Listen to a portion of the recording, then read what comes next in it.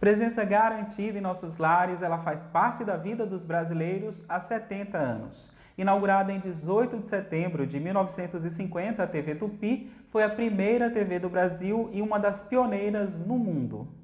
Para homenagear os 70 anos da TV brasileira, vamos rever trechos da série TV no Brasil, exibida pela TVE do Rio de Janeiro na década de 1990, em que importantes nomes da nossa televisão contam um pouco dessa história.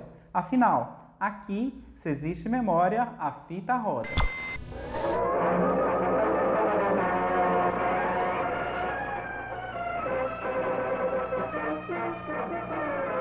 Vingou como tudo vinga no teu chão, Piratininga, a cruz que Anchieta plantou, e dir-se-á que ela hoje acena por uma altíssima antena.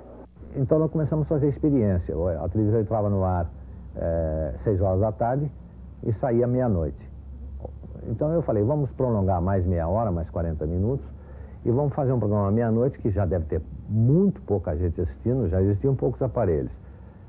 E eu inventei um programa chamado Música Meia-Noite, que era justamente para testar a luz, testar a câmera, ângulo de máquina, troca de lente, enfim, várias coisas. E foi ali que foi um bom aprendizado para todos nós. Na televisão, realmente, naquela época, a gente fazia de tudo, carregava piano, puxava cenário, iluminava, fazia tudo. E esse foi o começo, realmente, da televisão Tupi, que foi a pioneira da América Latina, né?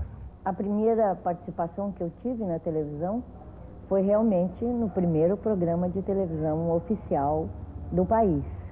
Houve antes um período experimental, quando foi trazido ao Brasil o Frei José Mujica, e houve a participação da Hebe Camargo, da Miriam Simone, do Homero Silva. Eu dizia todos os prefixos das emissoras associadas do Brasil. Isso na presença de grandes patrocinadores, de Assis Chateaubriand. Consegui. E eu me lembro que pifou uma câmera. Todo o programa foi projetado com a atuação de 2 câmeras. E o Cassiano conseguiu, embora sendo marinheiro de primeira viagem, realizar todo o programa com uma só câmera. Isso é o espírito brasileiro. O programa inaugural, que foi ensaiado exaustivamente durante 2 semanas, deu um trabalho danado, com marcação de câmera, diabo. Chegou no dia do programa, dia 18, uma câmera pifou. Então todos os ensaios que nós fizemos, todas as marcações que nós fizemos, tudo foi para cucuia, né? Não tinha jeito. Então, assim mesmo, o primeiro programa foi na base do improviso. Daí para frente, nós começamos a aprender a fazer televisão com ela no ar.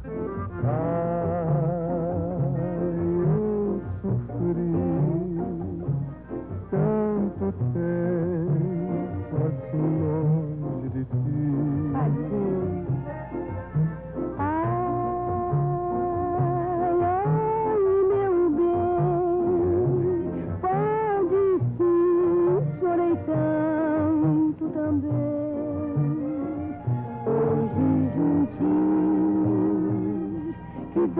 Mas vamos trocar, não tem ninguém perto e a noite é de luar.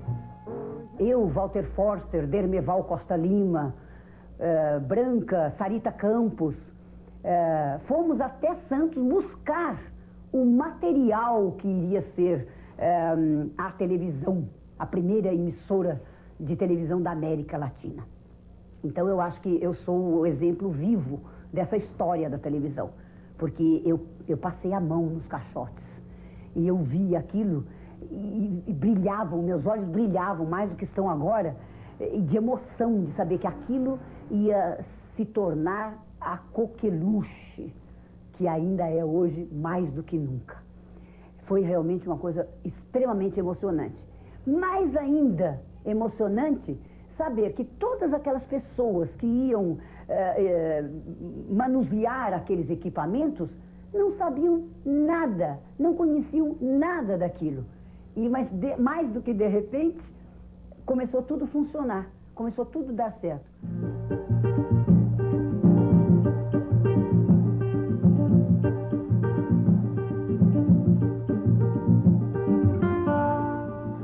Brasil de 1950.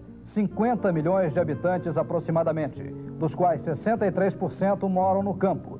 Apenas 27% habitam os centros urbanos.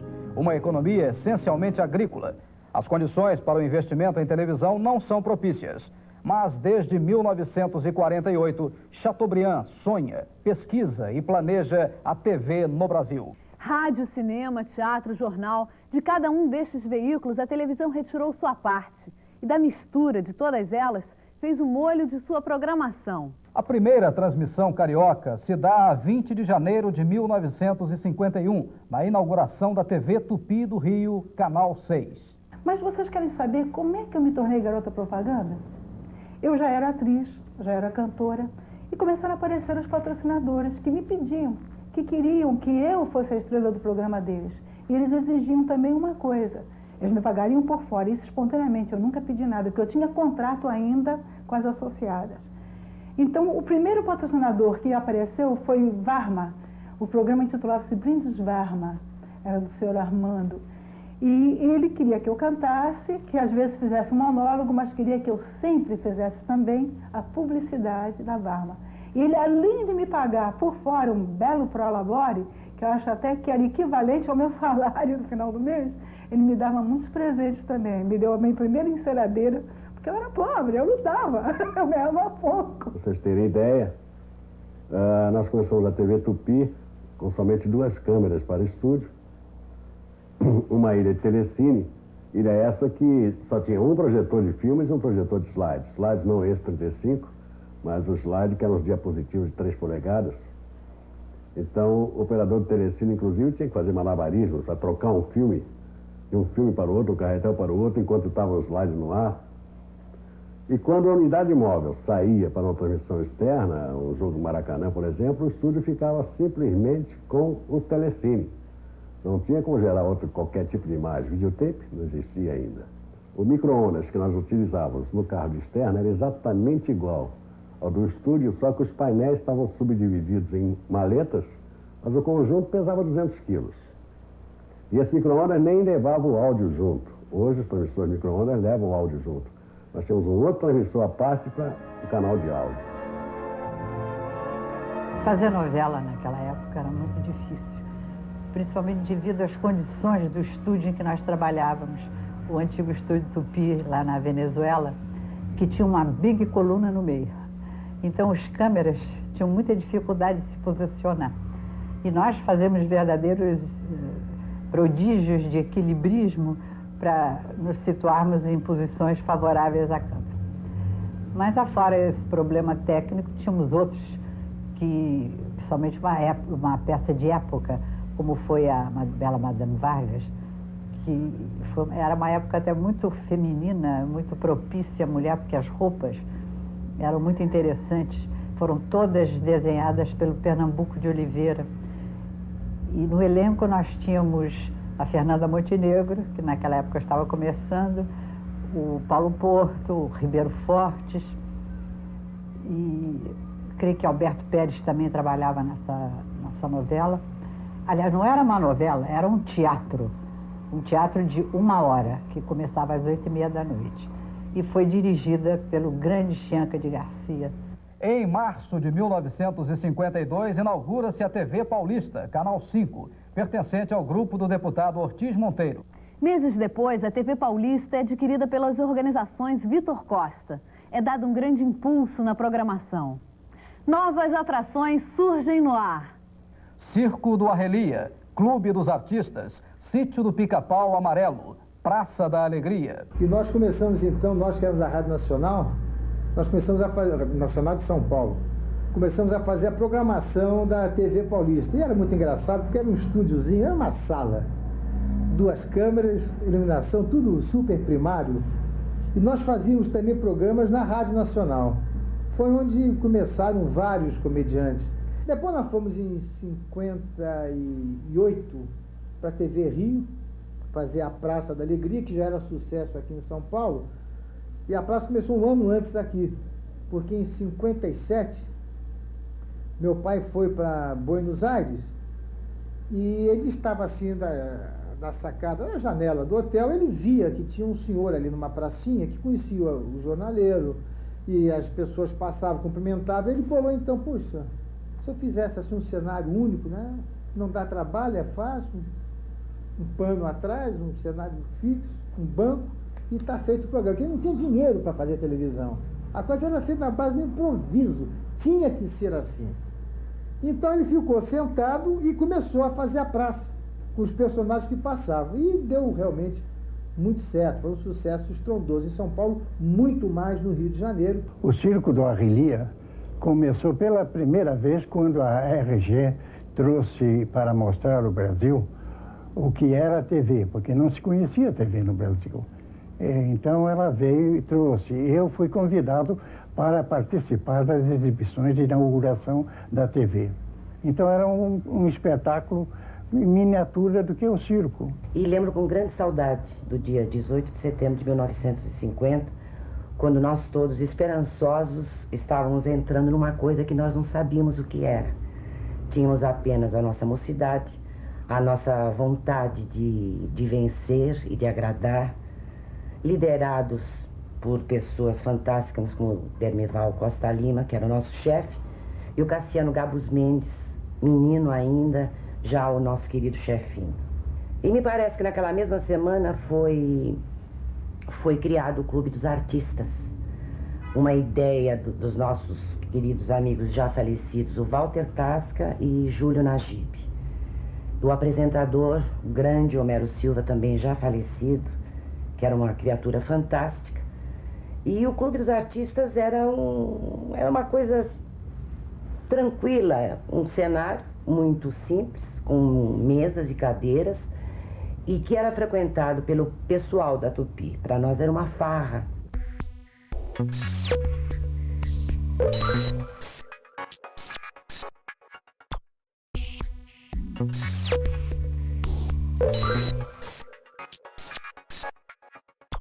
Desde os 200 aparelhos de televisão comprados para a inauguração da TV em 1950 aos milhões em 2020, muita coisa mudou. O que não mudou foi a nossa paixão por ela. Em homenagem aos 70 anos da TV brasileira, você está revendo trechos da série TV no Brasil com depoimentos sobre importantes momentos dessa história. Aqui, se existe memória, a fita roda. Aqui fala o seu repórteraço, testemunha ocular da história, em edição extraordinária em homenagem aos jornalistas do Brasil. Boa noite, senhoras e senhores. Aqui fala o seu repórteraço, testemunha ocular da história, patrocínio da ESSO Brasileira de Petróleo e com as últimas notícias da United Press International. Era assim que eu iniciava as transmissões do Repórter Esso pela Rede Tupi de televisão, programa que esteve no ar de 1º de abril de 1952 até 31 de dezembro de 1970. A história do telejornalismo brasileiro se confunde com a história do próprio Repórter Esso. Foi o Repórter Esso quem deu forma e conteúdo ao telejornalismo brasileiro. O Repórter Esso, o seu Repórter Esso, ensinou aos redatores brasileiros, e quem o fez primeiro foi R. Magalhães Júnior, e trouxe a técnica dos Estados Unidos, como se escreve uma notícia com toda a objetividade, com todos os leads, com todas as informações. O Repórter Esso ensinou também como se focaliza um locutor que lê notícias em plano americano. E tudo isso, quer da parte redacional, quer da parte técnica, permanece até hoje. O Repórter Esso era para nós, assim como uma religião. Nós andávamos com o bip do lado e não tinha hora de madrugada, a qualquer hora do dia ou da noite, nós estávamos lá para acompanhar para e passo os acontecimentos mundiais. No início da década de 60, tínhamos 3 jornais que marcaram época: o Telejornal Pirelli, o Repórter Esso e Reportagens do Cal. Eu apresentava Reportagens do Cal na TV Rio, eram várias edições por noite, né? Começava às 18h30 a primeira edição e a última era a última coisa da programação, era o encerramento da emissora.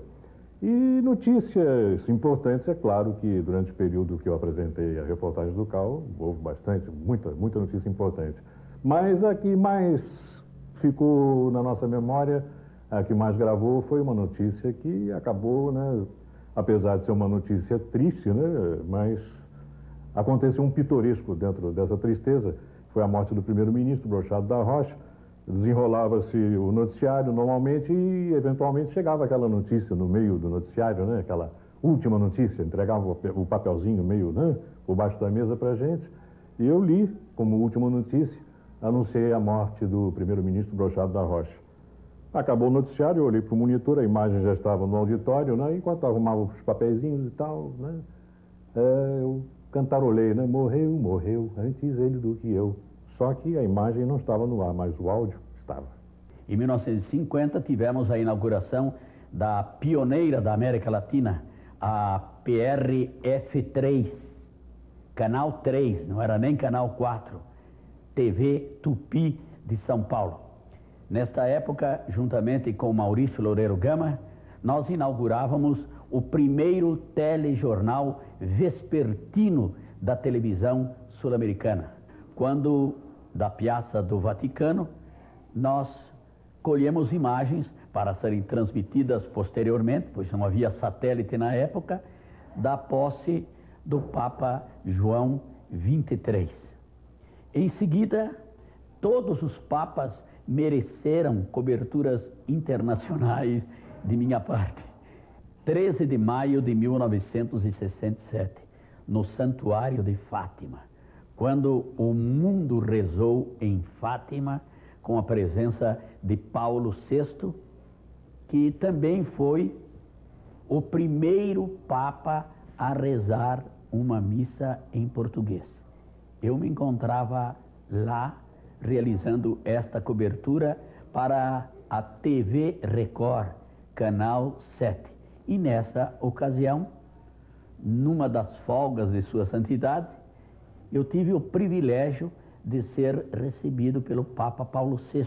Aqui está o flagrante, quando ele transmitiu uma bênção especial para o Brasil e América Latina por meu intermédio. Antigamente você fazia o futebol com duas câmeras, uma em close e uma em plano geral. A de close acompanhava o lance de cima, e em plano geral salvava o diretor de TV das besteiras que o cara que estava na outra câmera em close não conseguia salvar. Quando você colocava uma terceira câmera, era um sucesso.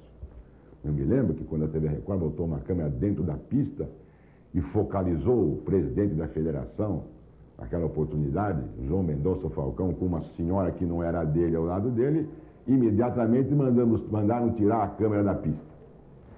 Naquela época já se fazia cobertura de vestiário, dava um trabalho desgraçado, porque era muito difícil você linkar duas imagens, então você tinha que ter cabo de câmera suficiente para sair da cabine do Pacaembu, onde ficava o caminhão, e até o vestiário lá embaixo era cabo de câmera que não acabava mais, era fio de microfone que não acabava mais.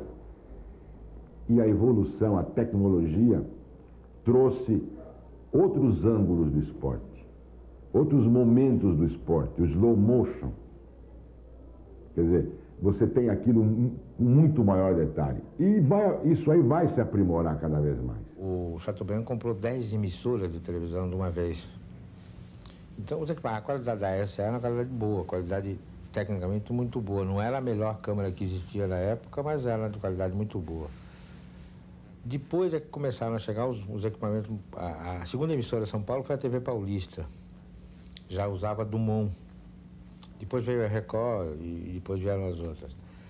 Na realidade, eu acho que em termos de qualidade técnica de imagem de hoje foi a Excelsior, que veio com equipamento Marconi e tal. Aí as coisas...